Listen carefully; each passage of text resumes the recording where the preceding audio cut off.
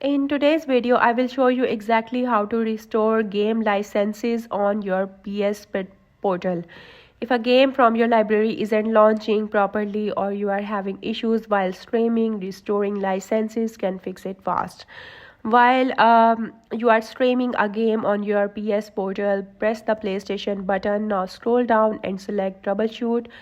At the top of the screen, choose Restore License, then scroll down and select Restore.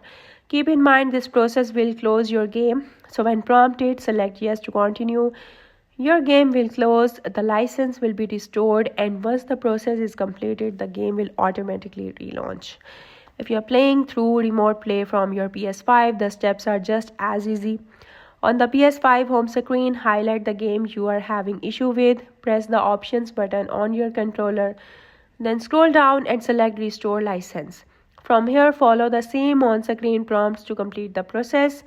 And that's it. Once the licenses are restored, your game should work normally without any issue. I hope you liked the video. That's it for today. Thank you for watching.